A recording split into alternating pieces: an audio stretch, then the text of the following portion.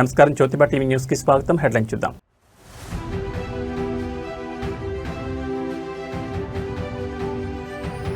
CM Chandrababu అధ్యక్షతన AP cabinet భేటీ, రాష్ట్ర పురోగతి కీలక ఆర్డినెన్స్లకు మంత్రివర్గ ఆమోదం.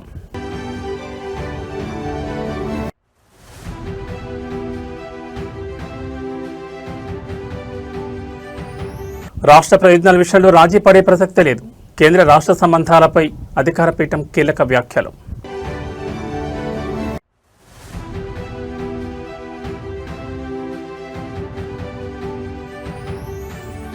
ఢిల్లీలో సీఎం రేవంత్ రెడ్డి మార్కు పర్యటన, కేంద్ర మంత్రి మనోహర్ లాల్ ఖట్టర్తో కీలక భేటీ.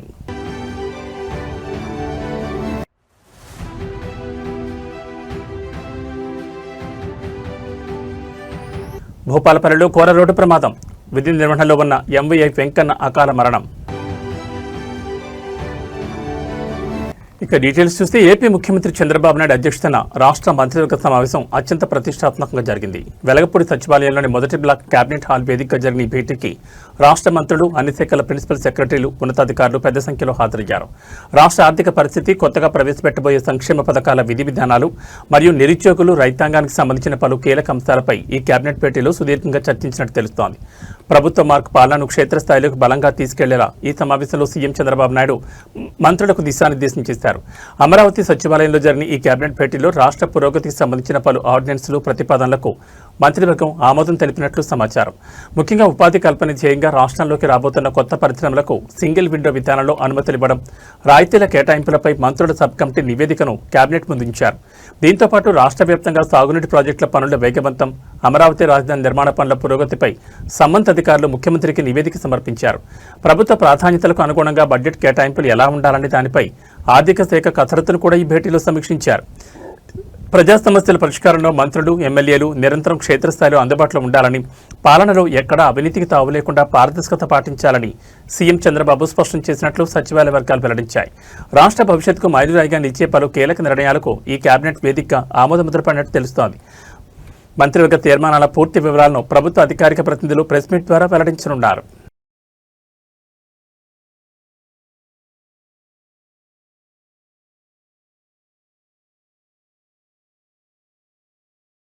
కేంద్ర రాష్ట్రాల సంబంధాలు మరియు హక్కుల సాధనపై ఒక అత్యంత పవర్ఫుల్ స్టేట్మెంట్ వెలువడింది. రాష్ట్ర ప్రయోజనాల విషయంలో తాము ఎలాంటి పరిస్థితుల్లోనూ రాజీ పడబోమని అధికారపీఠం స్పష్టం చేసింది. కేంద్రంలో ఉన్న పెద్దలతో తమకున్న సమీకరణాలను వివరిస్తూ ఈ అంశంపైనైనా తమ అభిప్రాయాన్ని బలంగా వ్యక్తపరచాలనుకున్నప్పుడు కేంద్ర నాయకత్వం తలుపులు ఎప్పుడూ తమ కోసం తెరిచే ఉంచాయని కీలక వ్యాఖ్యలు చేశారు. కేవలం నిధుల సాధనే కాకుండా దేశ మరియు రాష్ట్ర ప్రయోజనాల కోసం కేంద్ర ప్రభుత్వం తీసుకొచ్చే కీలక సంస్కరణల విషయంలో కూడా తమ సూచనలకు, సలహాలకు ఢిల్లీ పెద్దలు అత్యంత ప్రాధాన్యతనిస్తున్నారని పేర్కొనడం ఇప్పుడు హాట్ టాపిక్గా మారింది. రాష్ట్రానికి రావాల్సిన నిధులు, విభజన హామీలు లేదా అభివృద్ధి ప్రాజెక్టుల సాధనలో కేంద్ర ప్రభుత్వంలో ఎలాంటి విధానాన్ని అవలంబిస్తున్నారనే దానిపై వస్తున్న విమర్శలకు ఈ ప్రకటనతో గట్టి కౌంటర్ ఇచ్చినట్లయింది.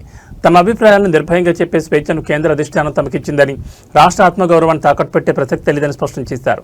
ఆర్థిక సంస్కరణలు లేదా పరిపాలనాపరమైన మార్పులు ఏమైనా సరే తమ ప్రాంతీయ అవసరాలకు అనుగుణంగా కేంద్రం వద్ద ప్రతిపాదన ఉంచుతున్నామని, వాటిని కేంద్ర నాయకత్వం సానుకూలంగా పరిశీలిస్తోందని తెలిపారు.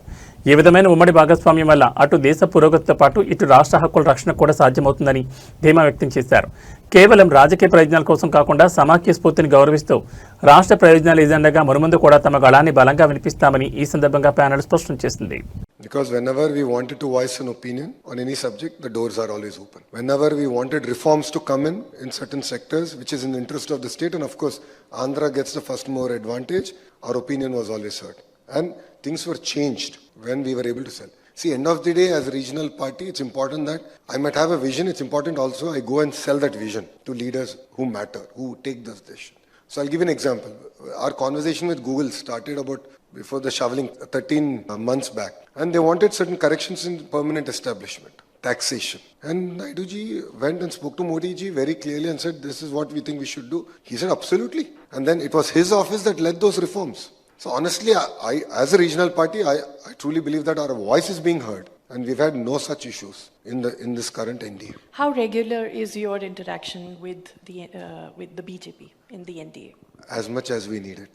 There is no regularity in terms of... See, politics will not wait. Issues will not wait for an official meeting to be convened 15 days from now or a month from now. If I have an issue, I pick up the phone, I call the Honorable Minister the subject, and rest assured, either they answer the phone or they call back within the hour and say, "Yaar, what's the issue? Anything?" I say, "Boss, this is what we want to do. This is what done. Let's have a meeting. I'll call for send the note before you come. We send the note. We have a meeting. And we close the subject. That's how we work. This is what we call real-time governance." No? Telangana ముఖ్యమంత్రి రేవంత్ రెడ్డి దేశ రాజధాని ఢిల్లీలో శరవేగంగా పర్యటిస్తున్నారు. ఇందులో భాగంగా కేంద్ర గృహ నిర్మాణ పట్టణ వ్యవహారాల శాఖ మంత్రి మనోహర్ లాల్ ఖట్టర్తో ముఖ్యమంత్రి రేవంత్ రెడ్డి అత్యంత కీలకమైన సమావేశం నిర్వహించారు. గ్రేటర్ హైదరాబాద్ పరిధిలో ట్రాఫిక్ కష్టాలు తీర్చేందుకు ప్రభుత్వం ప్రతిష్టాత్మకంగా ప్రతిపాదించిన హైదరాబాద్ మెట్రో ఫేజ్ 2 విస్తరణ ప్రాజెక్టుకు కేంద్ర ప్రభుత్వం అనుమతులు, నిధుల సాధన లక్ష్యంగా ఈ భేటీ జరిగింది. ఈ ఉన్నత స్థాయి సమావేశంలో కేంద్ర బొగ్గు గనుల శాఖ మంత్రి జి కిషన్ రెడ్డి కూడా పాల్గొనడం ప్రాధాన్యత సంతరించుకుంది. హైదరాబాద్ మహానగరాన్ని అంతర్జాతీయ స్థాయికి తీసుకెళ్లే క్రమంలో శంషాబాద్ ఎయిర్పోర్ట్ కనెక్టివిటీ సహా పలు కొత్త రూట్లలో మెట్రో ఫేజ్ 2 లైన్లను విస్తరించాలని తెలంగాణ ప్రభుత్వం నిర్ణయించింది. ఈ భారీ ప్రాజెక్టుకు దాదాపు 1,000 కోట్ల రూపాయల వ్యయం కానుండడంతో కేంద్ర పట్టణ వ్యవహారాల శాఖ మంత్రి ఖట్టర్ ముందు రేవంత్ రెడ్డి ప్రత్యేక ప్రతిపాదనలు ఇచ్చారు. కేంద్ర బడ్జెట్ ద్వారా ఈ ప్రాజెక్టుకు తగిన నిధులు కేటాయించడంతో పాటు ఇండియన్ రైల్వే ఫైనాన్స్ కార్పొరేషన్ నుంచి తక్కువ వడ్డీకి భారీ మొత్తంలో రుణ సదుపాయం కల్పించేలా చొరవ చూపాలని సీఎం కోరారు. కేంద్ర మంత్రి కిషన్ రెడ్డి కూడా తెలంగాణకు సంబంధించిన ప్రాజెక్టు కావడం వల్ల దీనికి సానుకూల సహకారం అందించాలని కేంద్ర మంత్రి ఖట్టర్కి వివరించారు. కొత్త మెట్రో కారిడార్ల నిర్మాణం అనుమతులను వేగవంతం చేయాలని, దీనివల్ల లక్షలాది మంది ఐటీ ఉద్యోగులకు, సామాన్య ప్రజలకు రవాణా సులభతరం అవుతుందని ఈ సందర్భంగా రేవంత్ రెడ్డి కేంద్రానికి స్పష్టం చేశారు.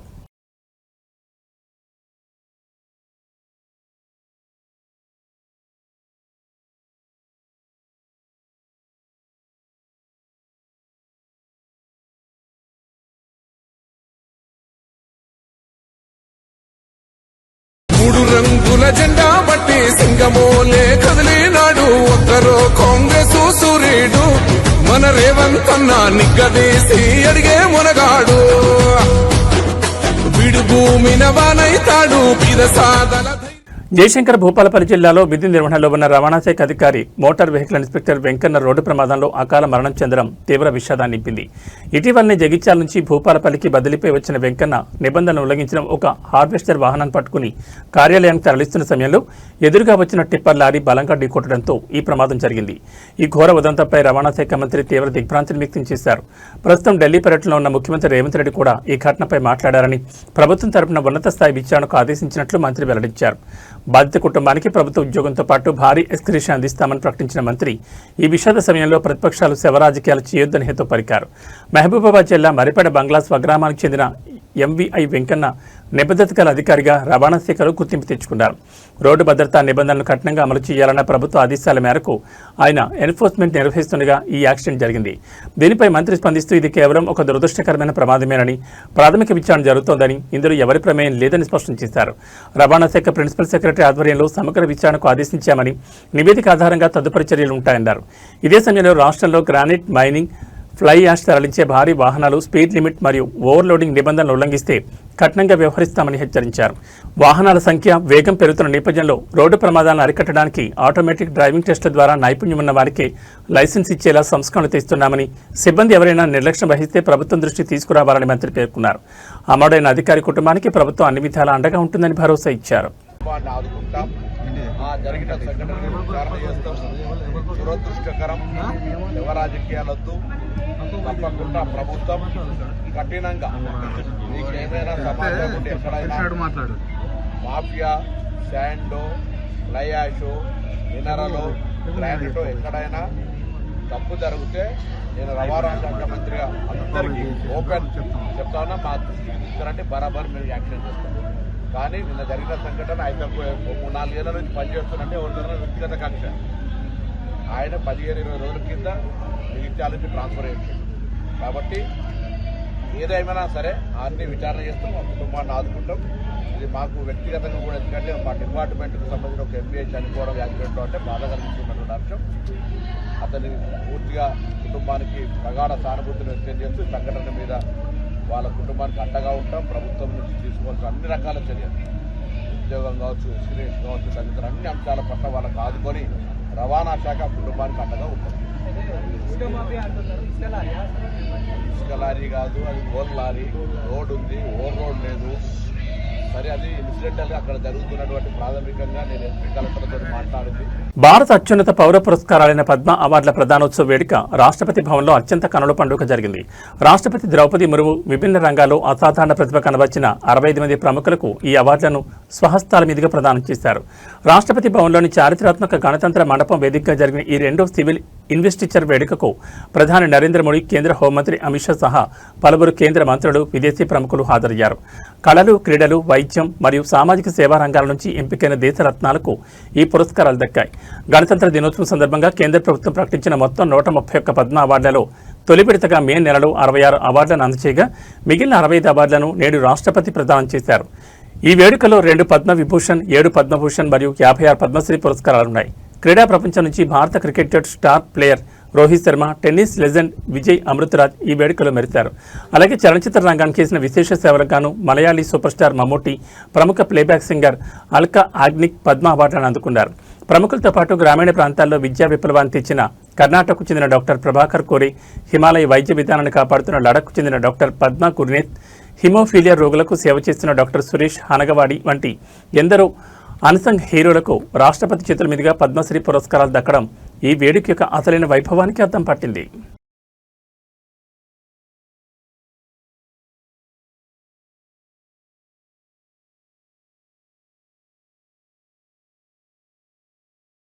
ఏడుకొండలపై దళారీల దందా రోజు రోజుకు శృతి మించిపోతోంది. సాక్షాత్తు ఆ శ్రీనివాసుడి దర్శనం కోసం వచ్చే అమాయక భక్తులను టార్గెట్ చేస్తూ లక్షల రూపాయలు గుంజుతున్న కీటికాల వ్యవహారం తిరుమలలో మరోసారి వెలుగు చూస్తుంది.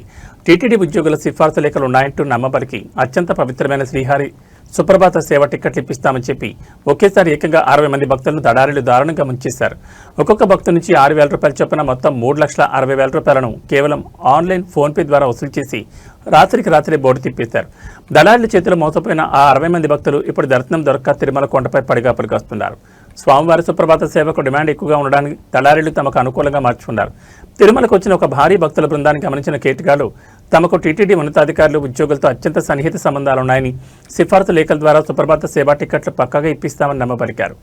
అది నమ్మిన భక్తులు నగదు రూపంలో కాకుండా డిజిటల్ పద్ధతిలో దళారీలు ఇచ్చిన క్యూఆర్ కోడ్ మరియు నంబర్లకు ఫోన్పే ద్వారా విడతల వారీగా 3.60 లక్షలు బదిలీ చేశారు.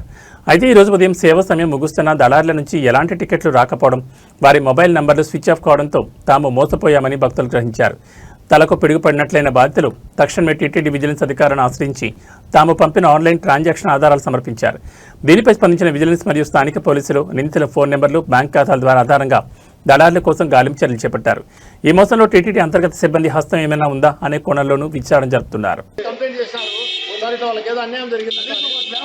ఒక్కటండి, మీరు ఒక కంప్లైంట్ ఇవ్వకుండా ఈ విధంగా మీరు బ్లేమ్ చేయడము మంచి పద్ధతి. చెప్పండి, మీరు ఏమన్నారు? ఒక్క నిమిషం ఉన్నది. అందుకే కదా జరగకూడదు కంప్లైంట్ ఇచ్చింటే 10 నిమిషాల్లో ట్రేస్ చేసినాము.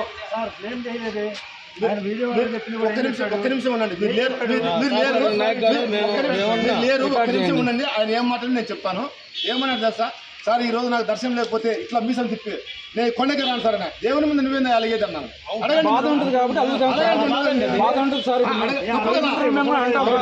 మన దేవుడు అండి ఇది, మన దేవుడు. మన దేవుడిని మనం గౌరవించుకోవాలి. తెలియదు కానీ మేము 6 నెలలకు ఒకసారి దర్శనం చేసుకుంటాం. మేము నడిచి వచ్చాం. మీరు ఎప్పుడైనా ఎక్కారో ఎక్కడ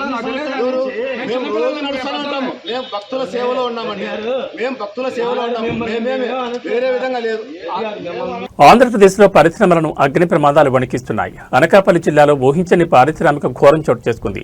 పరబాళ్లోని జవహర్లాల్ నెహ్రూ ఫార్మాసిటీలో ఉన్న దక్షిణ ఎనర్జీ కెమికల్ కర్మాగారంలో ఈరోజు భారీ అగ్ని ప్రమాదం సంభవించింది. కంపెనీలోని ఒక విభాగంలో ఒక్కసారిగా మంటలు చెలరేగి క్షణాల వ్యవధిలో అవి ఫ్యాక్టరీ అంతటా వ్యాపించాయి. ఈ ప్రమాదంలో అక్కడ విధుల్లో ఉన్న 2 యువ కార్మికులు మంటల్లో చిక్కుకుని అక్కడికక్కడే సజీవ దహనమయ్యారు. మృతులను వెంకటేష్, కొవ్వాడ త్రినాథరావుగా గుర్తించారు. ఈ ఊహించని ప్రమాదంతో ఫార్మాసిటీ ఒక్కసారిగా ఉలిక్కిపడింది. అనకాపల్లి జిల్లా పరిధిలోని పరవాడ ఫార్మాసిటీలో వందలాది కెమికల్ ఫార్మా కంపెనీలు నడుస్తున్నాయి. ఇందులో భాగంగా ఉన్న దక్షిణ ఎనర్జీ కెమికల్స్ ప్లాంట్లో కార్మికులు విధుల్లో ఉండగా ఒక విభాగానికి చెందిన కెమికల్ ప్రాసెస్ యూనిట్లో ఒక్కసారిగా పేలుడు సంభవించి మంటలు ఎగిసిపడ్డాయి. దట్టమైన పొగ మంటలు చుట్టుముట్టడంతో లోపల పనిచేస్తున్న 34 ఏళ్ల వెంకటేష్, 24 ఏళ్ల కొవ్వాడ త్రినాథరావు బయటకు రాలేకపోయారు. నిప్పుల కుండంగా మారిన ఆ ఇండస్ట్రియల్ ప్లాంట్లోని ఆ 2 యువకులు ప్రాణాలు కోల్పోవడం ప్రతి ఒక్కరిని కలిచివేస్తోంది. సమాచారం అందుకున్న వెంటనే దాదాపు 4 అగ్నిమాపక శకటాలు ఘటనా స్థలానికి చేరుకుని కెమికల్ ఫైర్ కావడం వల్ల ప్రత్యేక ఫోమ్ సహాయంతో మంటలను అదుపులోకి తెచ్చే ప్రయత్నం చేశాయి. ప్రమాదవార్త తెలియగానే మృతుల కుటుంబ సభ్యులు, తోటి కార్మికులు ఫ్యాక్టరీ గేట్ ముందు భారీగా గుమిగూడారు. ఫార్మా కంపెనీల్లో కనీస భద్రతా ప్రమాణాలు పాటించకపోవడం వల్లే తమ పిల్లలు బలైపోయారంటూ యాజమాన్యంపై తీవ్ర ఆగ్రహం వ్యక్తం చేస్తున్నారు.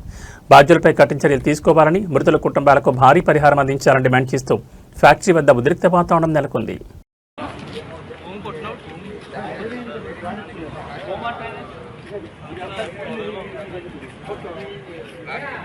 గ్రేటర్ హైదరాబాద్ శివార్లను వర్షం వణికిస్తోంది. నిన్న రాత్రి కురిసిన భారీ వర్షానికి అమీన్పూర్, బీరంగూడ పరిధిలోని పలు కాలనీలు జలమయమయ్యాయి.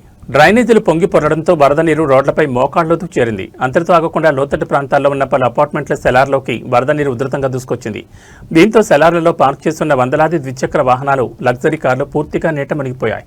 ఉదయాన్నే లేచి చూసిన నివాసితులు తమ వాహనాలు సగానికి పైగా నీటిలో మునిగిపోవడం చూసి తీవ్ర దిగ్భ్రాంతికి లోనయ్యారు. అమీన్పూర్, బీరంగూడ మున్సిపాలిటీల పరిధిలో గత కొన్ని గంటలుగా కురిసిన కొండపోత వర్షం కారణంగా లోతట్టు ప్రాంతాలు పూర్తిగా నష్టపోయాయి. అపార్ట్మెంట్ సెలార్లలో సుమారు 4-5 అడుగుల మేర నీరు నిలిచిపోవడంతో వాహనాల ఇంజన్లోకి నీరు చేరి కోట్లాది రూపాయల ఆస్తి నష్టం వాటిల్లిందని నివాసితులు ఆవేదన వ్యక్తం చేస్తున్నారు. ఈ తీవ్ర విపత్తుపై సమాచారం అందుకున్న వెంటనే అమీన్పూర్, బీరంగూడ మున్సిపల్ కమిషనర్లు, ఇంజనీరింగ్ విభాగం మరియు విపత్తు నిర్వహణ సిబ్బంది భారీ బోంటర్ పంపులతో రంగంలోకి దిగారు. యుద్ధ ప్రాతిపదికన అపార్ట్మెంట్ సెలార్ల నుంచి డీ వాటరింగ్ పంపుల ద్వారా నీటిని బయటకు తరలించే ప్రక్రియను చేపట్టారు. సిబ్బందితో పాటు స్థానిక యువకులు కూడా రంగంలో దిగి నీటిలో మునిగిపోయిన వాహనాలను ఒకదాని తర్వాత ఒకటిగా సురక్షితంగా ప్రాంతాలకు లాగుతున్నారు. భవిష్యత్తులో ఇలాంటి పరిస్థితులు తలెత్తకుండా శాశ్వత డ్రైనేజ్ వ్యవస్థను ఏర్పాటు చేయాలని స్థానికులు డిమాండ్ చేస్తున్నారు. పట్టణీకరణ వేగంగా జరుగుతున్న డ్రైనేజ్ వ్యవస్థలు దానికి అనుగుణంగా లేకపోవడమే ఈ పరిస్థితికి కారణమనే విమర్శలు వినిపిస్తున్నాయి. ఏదేమైనా అధికారులు త్వరగా స్పందించి నీటిని తొలగించడం కొంతవరకు ఊరట కలిగించే అంశం.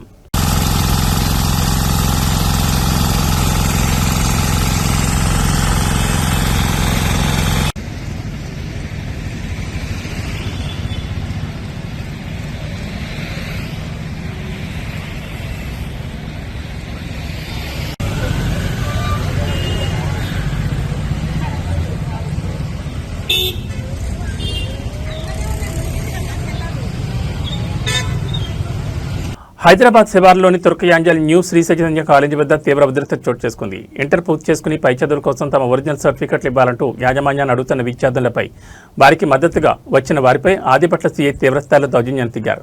చట్టాన్ని రక్షించాల్సిన పోలీసు అధికారి కనీసం తాము అడిగేది అమ్మాయిలను కూడా చూడకుండా విద్యార్థులను దారుణంగా నెట్టివేస్తూ లాఠీలతో బెదిరిస్తూ ఖాకీ ప్రతాపం చూపించడం తీవ్ర సంచలనంగా మారింది. సర్టిఫికెట్లు ఇవ్వకుండా కాలేజ్ యాజమాన్యం వేధిస్తోందని, ధర్నాకు దిగితే మేనేజ్మెంట్కు కుమ్మకాస్తూ పోలీసులు తమపై దాడికి దిగారంటూ విద్యార్థులు కన్నీరు మున్నీరవుతున్నారు. తుర్కయాంజల్ పరిధిలోని న్యూ శ్రీ చైతన్య కాలేజీలో ఇంటర్ పూర్తి చేసిన విద్యార్థులు తమ తదుపరి అడ్మిషన్ల కోసం, లాంగ్ మెమోలు, టీసీల కోసం గత కొన్ని రోజులుగా కాలేజ్ చుట్టూ తిరుగుతున్నారు. అయితే నూతన ఫీజులు, పెండింగ్ బకాయిల పేరుతో యాజమాన్యం సర్టిఫికెట్లు ఇవ్వకుండా వేధిస్తుండటంతో విసిగిపోయిన విద్యార్థులు, వారి తల్లిదండ్రులు ఈరోజు కాలేజ్ గేట్ ముందు మెరుపు ధర్నాకు దిగారు.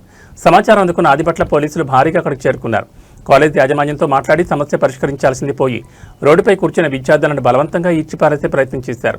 ఈ క్రమంలో ఆదిపట్ల సీఐ స్వయంగా అమ్మాయిలపై చేయి చేసుకుంటూ వారిని నెట్టివేస్తూ అసభ్య పదజాలంతో దూషించారని బాధితులు ఆరోపిస్తున్నారు. పోలీసుల దౌర్జన్యంతో భయాందోళనకు గురైన విద్యార్థులు రోడ్డుపైనే అడవడం అక్కడ వారిని చలింపచేసింది. యాజమాన్యం తప్పును ప్రశ్నించకుండా చదువుకునే పిల్లలపై ఇలా ఖాకీలు విరుచుపడడం ఏంటని స్థానికులు, విద్యార్థి సంఘాల నేతలు పోలీసులను నిలదీయడంతో అక్కడ రణరంగ వాతావరణం నెలకొంది.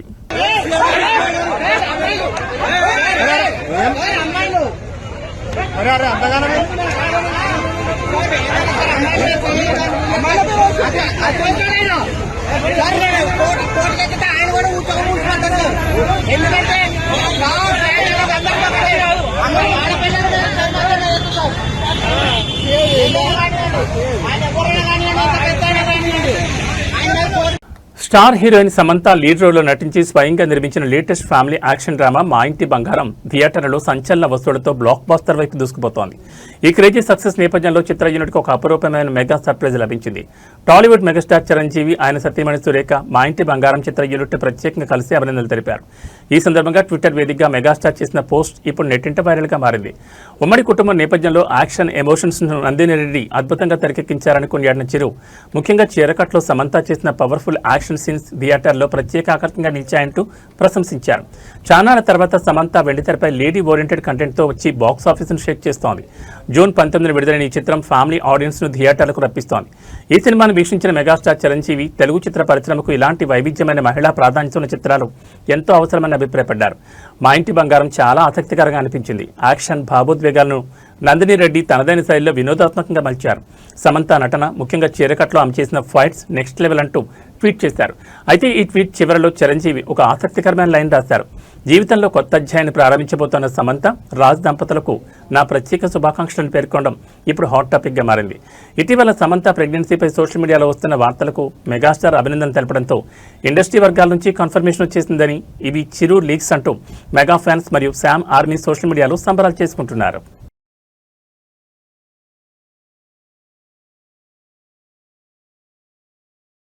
గత కొన్ని రోజులుగా ఆకాశమే హద్దుగా దూసుకుపోయిన పసిడి వెండి ధరలు ఇవాళ మార్కెట్లో ఒక్కసారిగా కుప్పకూలాయి. అంతర్జాతీయ బులియన్ మార్కెట్ ఒడిదుడుకుల ప్రభావంతో హైదరాబాద్ మార్కెట్లో బంగారం ధరలు భారీగా పతనమయ్యాయి. ఇవాళ ఒక్కరోజు 24 క్యారెట్ల 10 గ్రాముల మేలిమి బంగారం ధర ఏకంగా 2070 మేర పతనమైంది. అటు ఆభరణాల తయారీకి వాడి 22 క్యారెట్ల బంగారం ధర కూడా 1900 మేర క్షీణించింది. వీటికి తోడు కిలో వెండి ధర ఏకంగా 5,000 రూపాయలు దిగి రావడం మార్కెట్లో పెద్ద సంచలనంగా మారింది. అంతర్జాతీయంగా డాలర్ ఇండెక్స్ బలోపేతం కావడం, ఇన్వెస్టర్లు సురక్షిత ఆస్తిగా భావించే గోల్డ్ మార్కెట్ నుండి ప్రాఫిట్ బుకింగ్స్ వైపు మొగ్గు చూపడంతో ఈ భారీ క్షీణత నమోదైనట్లు నిపుణులు విశ్లేషిస్తున్నారు. హైదరాబాద్ బులియన్ మార్కెట్ తాజా గణాంకాల ప్రకారం 24 క్యారెట్ల 10 గ్రాముల పసిడి ధర ప్రస్తుతం 1,45,910 వద్ద ట్రేడ్ అవుతోంది. సాధారణ వినియోగదారులు ఎక్కువగా కొనుగోలు చేసే 22 క్యారెట్ల 10 గ్రాముల బంగారం ధర 1900 తగ్గి 1,33,750కి చేరింది. ఇక పసిడి బాటలోని పయనించిన వెండి కేజీపై 5,000 రూపాయలు కోల్పోయి ప్రస్తుతం 2,50,000 వద్ద కొనసాగుతోంది. ప్రస్తుతం పెళ్లిళ్ల శుభకార్యాల సీజన్ నడుస్తుండటంతో ఈ ధరల తగ్గుదల సామాన్య మధ్యతరగతి కొనుగోలుదారులకు కొండంత బోరటనిచ్చిందని చెప్పాలి. ప్రపంచ ఫుట్బాల్ సామ్రాజ్యాన్ని దశాబ్దాలుగా ఏలుతున్న అర్జెంటీనా లెజెండ్ లియోనెల్ మెస్సీకి ఆ దేశం అత్యున్నత మరియు అరుదైన గౌరవాన్ని కల్పించింది.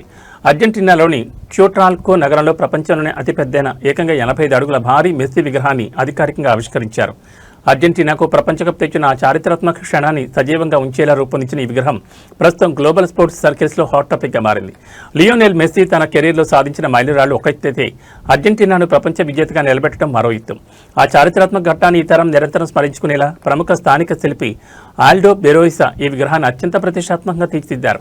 ఈ విగ్రహంలో మెస్సీ తన ఐకానిక్ అర్జెంటీనా జెర్సీని ధరించి ఆకాశం వైపు చూస్తూ ప్రపంచ కప్ ట్రోఫీని చేతుల్లో పట్టుకున్న అపురూప దృశ్యం కళ్ళ కట్టినట్లు కనిపిస్తోంది. 85 అడుగుల ఎత్తుతో నిర్మితమైన ఈ శిల్పం నిర్మాణంలో అత్యాధునిక ఇంజనీరింగ్ ప్రమాణాలు, మెటీరియల్స్ ఉపయోగించారు. క్యూట్రాల్కో నగర సరిహద్దుల్లో ఏర్పాటు చేసిన ఈ కట్టడం కేవలం క్రీడా స్మారక చిహ్నంగానే కాకుండా ప్రపంచవ్యాప్తంగా ఉన్న సాకార అభిమానులను ఆకర్షించేలా ఒక అంతర్జాతీయ పర్యాటక ల్యాండ్మార్క్గా అవతరించింది. ఈ ఆవిష్కరణ కార్యక్రమానికి అర్జెంటీనా క్రీడా ప్రముఖులు, స్థానిక ప్రభుత్వ ప్రతినిధులు మరియు వేలాది మంది అభిమానులు హాజరై నివాళులర్పించారు. మైదానంలోనే కాకుండా మైదానం వెలుపల కూడా మెస్సీ రేంజ్ ఏంటో ఈ 85 అడుగుల విగ్రహం నిరూపిస్తోంది. రాబోయే రోజుల్లో ఈ ప్రదేశం ఫుట్బాల్ లవర్స్కు ఒక పెద్ద దర్శనీయ స్థలంగా మారబోతుందనలో ఎలాంటి సందేహం లేదు. ఇవి ఈ బులెటిన్ విశేషాలు. మరో బులెటిన్లో మళ్ళీ కలుసుకుందాం. నమస్కారం.